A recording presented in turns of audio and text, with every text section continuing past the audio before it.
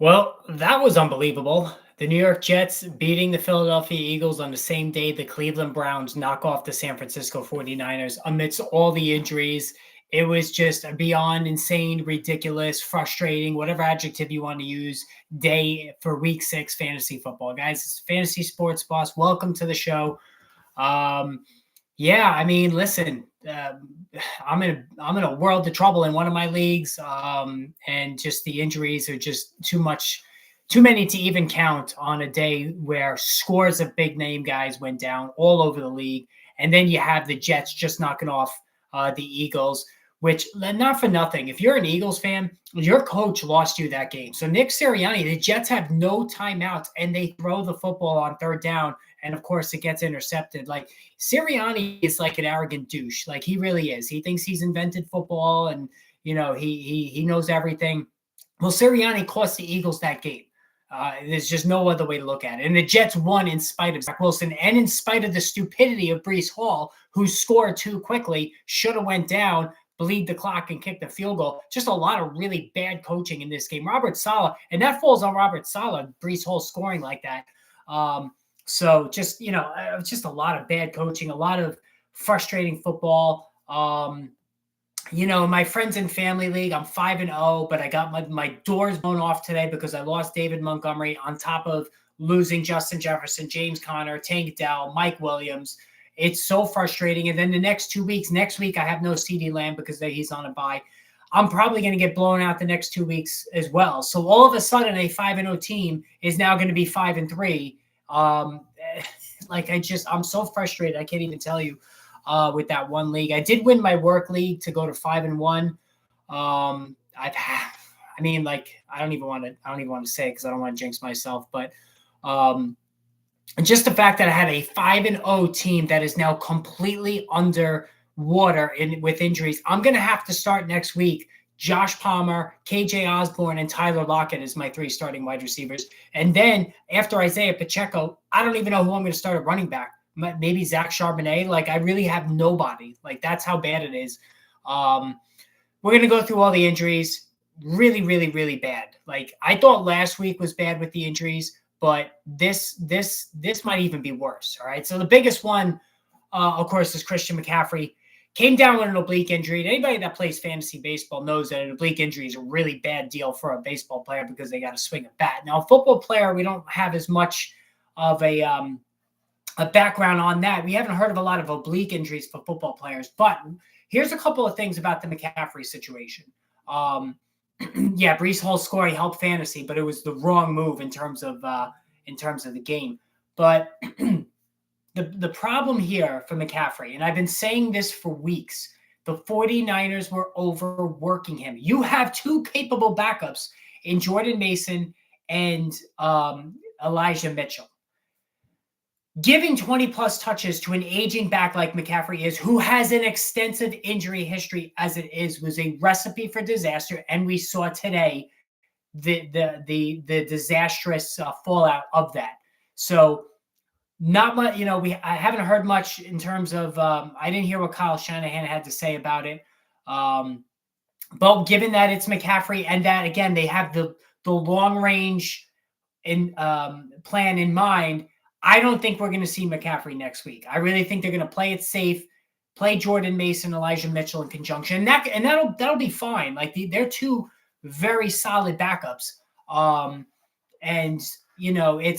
Mark, imagine starting CMC Amante 5-0, getting those doors blown off. Yeah, I mean, listen, it just sucked, man. Like I'm a David Montgomery owner in my 5-0 league, and he fucking goes out, excuse my language, with 4 fantasy points today with, rib injury, and it was negative, and you think, all right, he's going to come back, and he doesn't come back. Like, I don't know, man. It's just rough.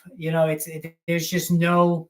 I mean, last week I had to start the 3rd string running back on the Packers just to get a win in my work league. Like, it's insane. Like, it really is. So, but getting back to McCaffrey, it's probably going to be a game. Again, this is negligence on the 49ers. As good of a coach as Kyle Shanahan is, he totally dropped the ball with this. Every week getting those 20-plus touches was just asking for trouble, and now he's got trouble. So I don't think we're going to see him next week, and hopefully it's not something that lingers. So listen, we were on borrowed time with McCaffrey. He played all of last season, and so far this season, not a hint of trouble. And now this, after 2 straight injury marked years, 2020, 2021 of nonstop injuries, and now it's reared its ugly head again. Another top running back going down. Garrett Wilson, we got to find out what's up with Garrett Wilson. He left twice in this game today with a limping ankle, foot. I don't know what it is. It was a non-contact. He got his foot caught in that turf, that awful turf at MetLife Stadium, which has claimed so many players already. It's universally considered the worst playing surface in the NFL, MetLife Stadium. So Garrett Wilson gets injured, and now we're going to have to see what the deal is with him. Kyron Williams injured his ankle today. He did not finish the game for the Rams. He had a huge 150-plus rushing yards, even though he didn't catch a pass, scored a touchdown. He was awesome, but he's got an ankle injury. Saquon Barkley is playing tonight, so that's good. So is Darren Waller. Just going through some of the other. We had an issue with Ramondre Stevenson. He banged his head. He was able to return, but he had an issue today. And like I said, we're gonna go through all the box scores in a minute. I just want to go through the rest. This Deebo Samuel. So not only did they lose Christian McCaffrey, but Deebo Samuel goes out with a shoulder injury, and Deebo Samuel, is always banged up. So this is a problem as well. He does have a habit of playing while hardly practicing during the week. So, that's something we need to keep an eye on. Jimmy Garoppolo, another injury for Jimmy Garoppolo. And, the guy is a fairly decent player, but he's made of glass. Back injury, he did not return. Brian Hoyer came in. Look, they didn't repeat the mistake with the rookie there, so they brought in Brian Hoyer. We got to see now what's up with Jimmy Garoppolo. Devontae Adams, he's got to be really pissed off at what's going on here. Does he ask for a trade? I don't know. So we had that issue to deal with. We talked to Trevor Lawrence, had his left knee checked out. He seems like he's okay, but he was another one that went down that we were a little bit concerned about. Justin Fields, X-rays were negative on his hand. He wanted to come back in the game, but Eberflus did not let him. So this is at least somewhat positive when it comes to Justin Fields going forward. But he had trouble gripping the football. So that's something we need to keep an eye on. Ryan Tannehill was on crutches. Listen, it's over for Ryan Tannehill. Malik Willis came on. He actually moved the ball a little bit. So Ryan Tannehill, this is finished. The Titans are done. Trade Derrick Henry, trade everybody. DeAndre Hopkins, one freaking catch.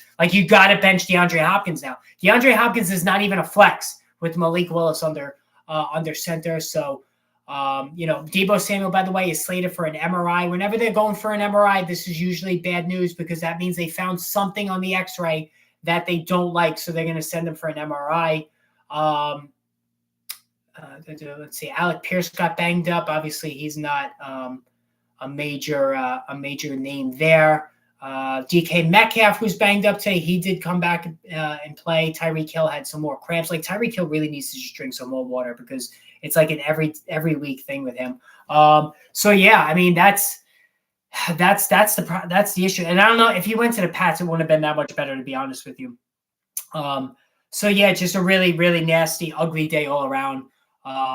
Very, very frustrating. And like I said, for me personally, I'm fucked because I have a 5-0 team that has nobody healthy, and I'm going to lose next week. I'm going to lose the week after that. I'm playing the best team who has no players on bye, so I'm going to be 5-3. All of a sudden, a 5-0 start is going to go to 5-3. I'm praying, hoping. I got to get through these 4 weeks. This is week 1 for Justin Jefferson and James Conner to hopefully come back. More optimistic about Conner than I am Justin Jefferson. Speaking of that Ravens game, 24-16 over the Titans. So, again, it wasn't great for Lamar Jackson. 223 through the air, a touchdown and an interception. He ran for 62 yards, but the point total for the second week in a row is just really not that impressive. Yeah, I mean, we got 3 weeks of meal for Conner. Hopefully he comes back after that. Listen, I don't know why they won't unveil Keaton Mitchell because the Ravens are just not running the football. I mean, Gus Edwards, 41 yards on 16 carries. Give me a break. Justice Hill, 35 on 8 carries. Derrick Henry was 12 for 97 and a touchdown. So Henry, is still showing he's got juice in his legs. Yeah, Ayuk is to the moon from here on in, Steve. You're absolutely right. Mark Andrews, he had that late catch that kind of saved things, 4 for 69. Zay Flowers got into the end zone, stopped the presses. His best game of the season, 6 for 50 and 1 score. Other than that, really, DeAndre Hopkins, 1 catch for 20 yards. Like I said before, DeAndre Hopkins is a bench guy now. You can't play DeAndre Hopkins. That's just a fact of the matter. You can't play him now with Malik Willis at quarterback. All right, so the Commanders moved to 3-3, right? They dropped the Falcons to 3-3. Sam Howell, who I've been telling you all summer, is going to make hay as a top 12 quarterback. Threw 3 touchdowns today, no interceptions, mistake-free football. The yardage wasn't great, and he's really not running because, Sam Howell, who is capable of running, didn't really do much running today. But he's throwing the ball really well. Desmond Ridder did throw 2 touchdowns, but 3 interceptions. Like it's really bad with him right now. He did throw for 307 yards. He's propping up Drake London now. So Drake London, 9 for 125. So if you're a Drake London or even Kyle Pitts, 4 for 43 in the score. Bijan Robinson, 5 for 43, which overcame a pedestrian 13 of 37 on the ground. The Falcons actually are really not running the football well at all. Bijan Robinson has not run the ball well at all, but he's saving himself through the passing game. But listen, Drake London, it goes to show you how good this guy is. Like, he really is good. If he had even a fairly decent quarterback, and 9 for 125 today is really, really good considering the situation he's in. I still think he's only a wide receiver 3 just because of Ridder, but at least we're trending now in the right direction. He's put a couple of good weeks together. Terry McLaurin was 6 for 81. Curtis Samuel scored again, guys, 4 for 42 and a touchdown. Had 1 carry for no yards, so he didn't factor there. But, listen, 3 weeks in a row now in the mid-teens for Curtis Samuel. I think he should be used going forward. Running game, Brian Robinson, 10 for 31. He really has not been good of late. Very disappointed in him. I've expected a little bit more out of Brian Robinson after his big start. Minnesota Vikings, I need them to keep winning because I need Justin Jefferson to come back motivated. They get it done 19-13 over the Bears. I made a really bad call. I put Cole Kmet in over Darren Waller. Kmet had only 2 catches. Like Tyson, when Badgett came in, you knew it was over. And even before that, Kmet wasn't involved. It was really, really bad today. So if you're a Justin Fields owner, you probably lost. 6 for 10, threw an interception, no touchdowns, ran for 46 yards, but that's, putting lipstick on a pig. DJ Moore was lucky to go 5 for 51, so a step back for him. TJ Hawkinson, only 6 for 50, guys. So, the thinking was no Justin Jefferson. Hawkins is going to eat like crazy. He really didn't. And even Jordan Addison, lucky he scored because he only caught 3 balls for 28 yards. I went with KJ Osborne. It started out well, 4 for 48, all in the first half, and then he did nothing the rest of the way. Kirk Cousins, 1 touchdown, no interceptions, didn't really do much to help the team. Alexander Madison, 18 for 44. My God, 2.4 per carry. Seriously, caught 4 balls for 28 in PPR to try to get himself off the floor there. Cam Akers only got 1 carry. Like, give Cam Akers some more carries. Come on, give me a break. Dante Foreman, 15 for 65. Caught 1 pass for 2 yards. You're not going to use any of these guys going forward. So other than DJ Moore, you're not going to use any of these guys. If Justin Fields is out next week, even DJ Moore, he's going to drop to a flex with Badgett at quarterback. All right, so Cincinnati gets them. They're starting to get themselves back on track. 17-13 over the Seattle Seahawks. Geno Smith looks like he plays for the Jets. The old Geno Smith is back, unfortunately. He threw 2 interceptions, no touchdowns. Joe Burrow, 2 touchdowns, 1 pick. He's playing much better. Kenneth Walker scored again. So Kenneth Walker, if you're a Kenneth Walker owner, you got to be very pleased. 19 carries, only 2 for Zach Charbonnet. So, there was some concern that they were moving to a 50-50 share, at least on snap count, but this was all Kenneth Walker on the ground. He scores another touchdown, caught 3 passes for 27 yards. So this is, you can't ask for anything more if you're a Kenneth Walker owner right now. Joe Mixon, I've told you guys for weeks now, he's shot 12 for 38 on the ground. He's just not doing anything. Tyler Lockett led the way, 6 for 94. DK Metcalf, 4 for 69. Neither guy scored. And if Geno Smith is going to continue to struggle, it's really going to have a detrimental effect on both of them in terms of the chance to score a touchdown. Jamar Chase, 6 for 80. T. Higgins, only 2 for 20. He was not himself, obviously, coming back from the rib injury. Cleveland Browns over the San Francisco 49ers, like with PJ Walker at quarterback. This is why I don't bet, right? I mean, I give you guys my picks every week. I did take the 49ers, given the 12.5. And this is why I don't bet, use my own money to bet. I just give some advice because, man, how do you figure that PJ Walker and the Cleveland Browns defeat the San Francisco 49ers? Now, listen, Brock Purdy, 12 for 27, 125, a touchdown and a pick. He wasn't good. When McCaffrey went out, he could not carry this team, right? He wasn't good. So if McCaffrey is not taking the pressure off Brock Purdy, we have trouble. And McCaffrey, before he went out, 11 for 43, not a good game for him. Jerome Ford, 17 for 84 on the ground there. Brandon Ayuk, 4 for 76. Obviously, if Deebo Samuel missed his time, and Samuel didn't even catch a pass, what a disaster. This is the second time this season a Deebo Samuel owner got destroyed, absolutely destroyed. George Kittle, 1 catch for 1 yard. Last week, he had 3 touchdowns, but it was on 3 catches. So Brock Purdy is now really, really struggling and starting to drag down everybody in this offense. And if McCaffrey misses time next week, I'm concerned going forward, as long as McCaffrey's out, that these guys are not going to be able to eat. Jimmy G got hurt, man. Adams, not good. Amari Cooper, I told you all the bench Amari Cooper. Listen, he went 4 for 108. I don't care. I would still bench him. Like with PJ Walker at quarterback, it was the right move. All right, I'm sorry. I'm not gonna listen to anybody say, "Oh, I told you so." Amari Cooper, baloney. No way. One catch for 1 yard, really bad.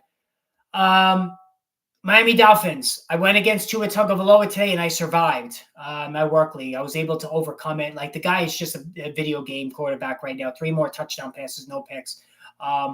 Bryce Young, 1 touchdown. All right, guys. So listen, the single greatest receiver value this year is Adam Thielen. Like, look at his numbers for the last 4 weeks. It's insane. 11 for 115 and a touchdown. The Vikings gave up on this guy thinking he was shot. He's been, name me 4 receivers you'd rather have right now than Adam Thielen in fantasy football. He's got a rookie quarterback who is giving him the Matthew Stafford treatment, right? The way Stafford locks in on his top guy. That is what is going on now with Adam Thielen. Like, it's just ridiculous. Like, he has been arguably, maybe other than Puka Nacua, the biggest difference maker in fantasy, who's skewed most leagues, right? Guys who are mid-round picks who put up numbers like Thielen are skew leagues, right? They have an extemporaneous impact on the way the league unfolds because of the value he supplies, right? He has been that good. On the Miami side, listen, Raheem Mostert, running out of adjectives for him. 17 for 115, 2 more touchdowns on the ground, 3 for 17 through the air, and another score. So Raheem Mostert. And I'll give you this. How many running backs would you rather have than Raheem Mostert? And he's staying healthy. Like, that's the biggest thing. All right. Justin Fields dislocated his thumb. That is just coming out right now. Popped it back in, tried to play, unable to grip the ball. X-rays were negative. We'll need an MRI to find out if there's any severe, how bad it is. So it was a dislocated thumb. Not good. All right. So now we're going to see if there's any ligament damage. Jimmy Garoppolo taken to the hospital, precautionary on his back. They want to err on the side of caution, according to Adam Schefter. Tyreek Hill, 6 for 163 and a touchdown. Like, holy shit, this guy. I mean, like, for real. I don't own him anywhere. Like, it's just ridiculous. Like, it really is totally ridiculous, this guy, every week. You know, I dread when I have to face him in fantasy. As a matter of fact, other than McCaffrey, there's not a guy in fantasy I dread facing more than Tyreek Hill. If you could survive a Tyreek Hill matchup, consider yourself lucky. Jalen Waddle, 7 of 51 in the score. Listen, he's clearly in the shadow of Tyreek Hill, but he stepped up today, especially, you know, when Hill went out for a little bit with cramps. Jacksonville, 37-20 over the Colts. The Jaguars now 4-2. Like, they're playing good. Trevor Lawrence had a little bit of an injury scare. Looks like he's going to be okay. The Giants have 0 chance tonight. But then again, the Browns won and the Jets won against the 49ers and Eagles, respectively. So maybe the Giants are going to win tonight. And here's the thing, guys. So Trevor Lawrence, 20 of 30, 181, 2 touchdowns and a pick. But again, you feel like in 15 rushing yards, you feel like Lawrence should be doing a little bit more, right? You get the notion that he should be doing a little bit better.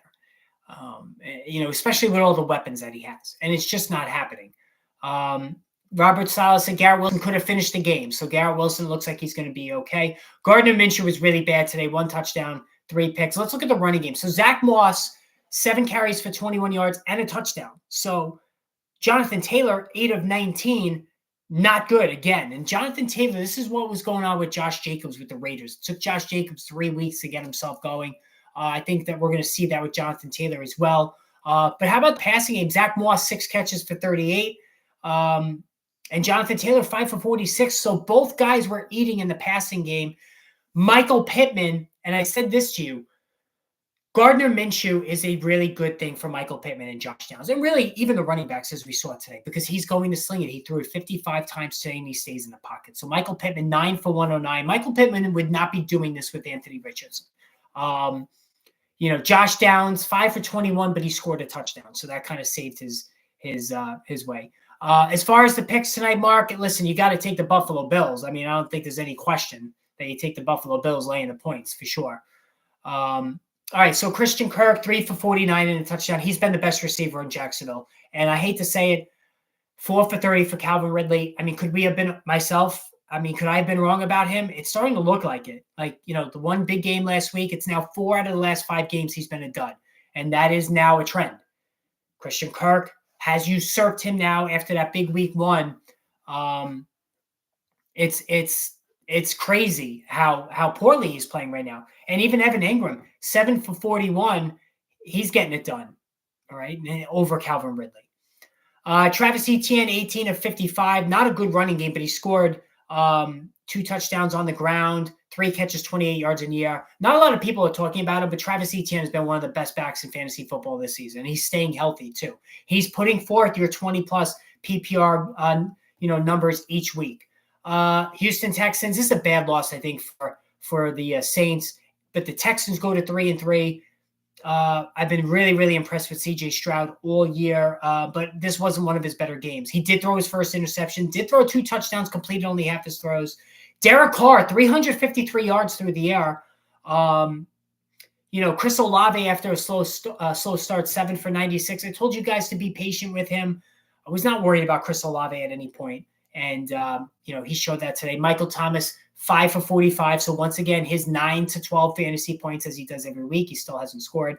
Dameon Pierce, 13 of 34 on the ground. Listen, the Texans offensive line is a joke. They're not going to be able to run the ball all season. So if you invested in Dameon Pierce, I hate to say this, but it's a lost cause. I'm sorry. It is. It's just not going to change. Really, really bad. Alvin Kamara, 19 of 68. Not great, but he caught 7 passes for 36 yards. So remember, Derek Carr made Josh Jacobs a monster PPR guy by throwing to him constantly last season in addition to his running. He's now doing that with Alvin Kamara. Nico Collins, 4 for 80, led the way. I told a lot of people this morning to start Dalton Schultz, 4 for 61 and a touchdown. That's 3 straight games now where he's put up really good points. I was a fan of his in the summer. I know the start was Pearson, major bust. I know it was a really slow start to the season for him, but he's taking advantage of Tank Dell being out and Dalton Schultz making hay around the goal line like he usually does. All right, let's get to this Raiders game. 21-17 over New England. So listen, the Raiders are 3-3. So Devontae Adams, does he want to trade or not? This team's winning games, right? They're 3-3. They lost Jimmy Garoppolo. He's not a quick healer, so I doubt he's going to be able to play. Mac Jones might be the worst quarterback in football right now. How about Ramondre Stevenson? So Stevenson scores 10 for 46 on the ground, not bad, and 5 for 24 in the air. So this was a positive step. We needed to see this from Ramondre Stevenson. We got it today, but this is a really bad New England team. All right, it's really bad. So what I would suggest is trying to sell high now on Stevenson off of the good game that he had today, right?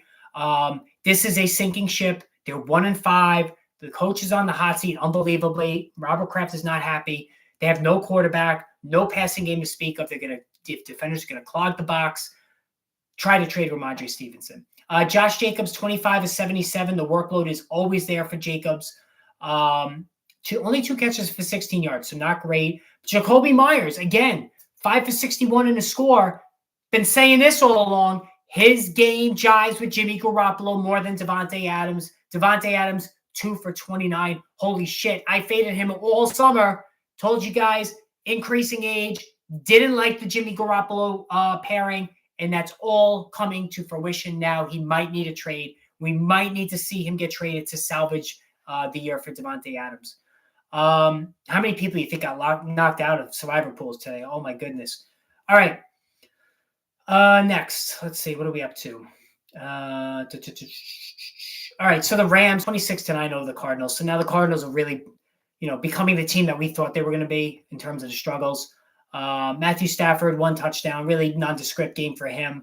Keontae Ingram. So it was Keontae Ingram who got the majority of the carries, 10 for 40. He wasn't bad. Dave Mercado, only 2 for 11. Dave Mercado caught only 1 pass. Ingram, 2 for 11. So I think Keontae Ingram is the guy to own going forward. Kyron Williams, 20 for 158, 7.9 in the score.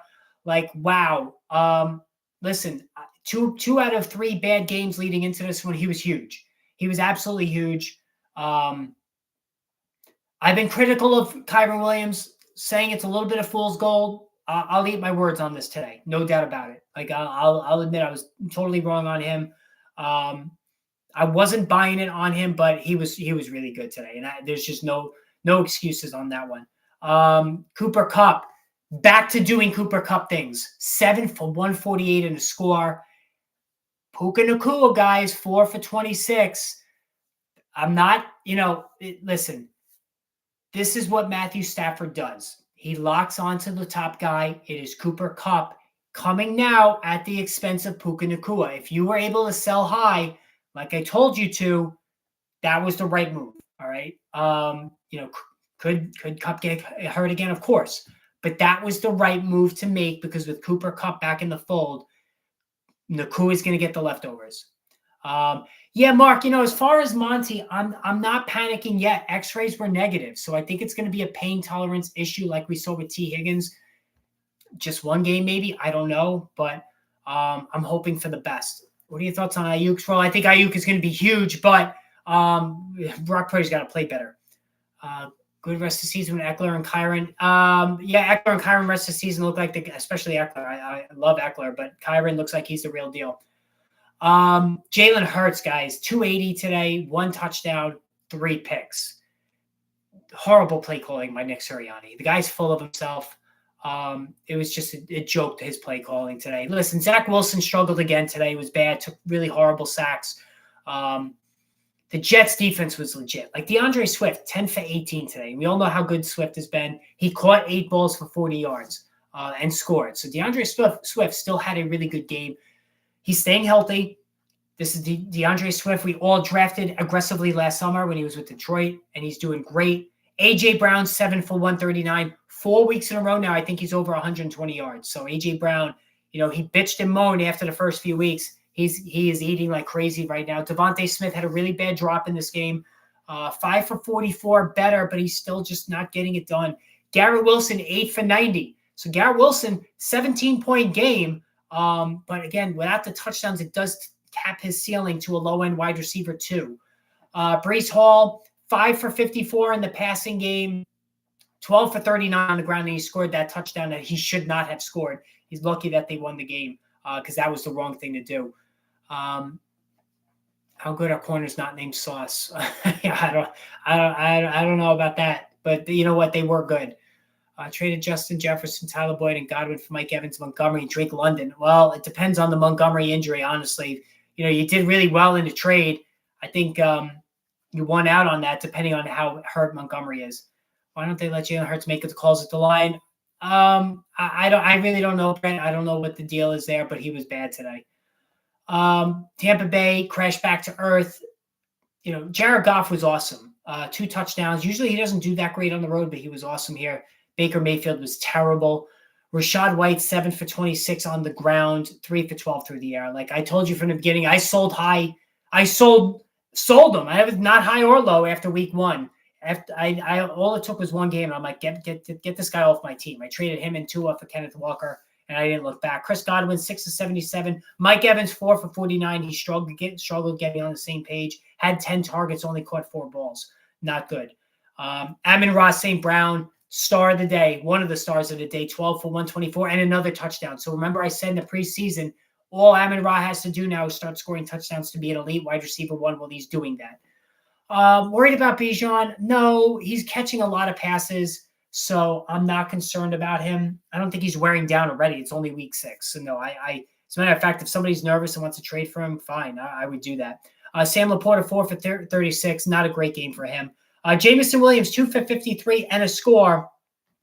Very touchdown, big play dependent. That's the issue with Jameson Williams, unfortunately. So, all right. So I'm down 145 to 91 in my undefeated in the league I'm undefeated in. I'm winning going away in my other league, so I'll be 5-1. So I'll be 5-1 in both of my leagues, but my work league, 5-1, really good outlook for now. My once undefeated friends and family league, really bleak outlook. I'm going to be 5-3. I have a chance maybe to steal next week, but the week after that, I'm playing the best team who's running away with the league right now. I'm in deep shit. And, it's the worst feeling, too, when you just know you're going to lose. Like, no matter who you put out there, you look at the team that you have and you're like, there's just no way I'm going to win. And that's the situation I'm in right now the next couple of weeks. So, anyway. But, all right, guys, time for me to go watch my Giants get their ass kicked tonight. So hopefully they keep this game competitive. I don't think they will. It's going to be ugly. But thanks for tuning in for the 2 streams today, guys. I appreciate it. Voice is starting to go a little bit, so I'm going to jump off, watch the rest of this game. Enjoy the rest of your night. Really frustrating day in fantasy. Hopefully you don't lose some sleep tonight. And we will chat tomorrow, guys. Have a good evening. Take care.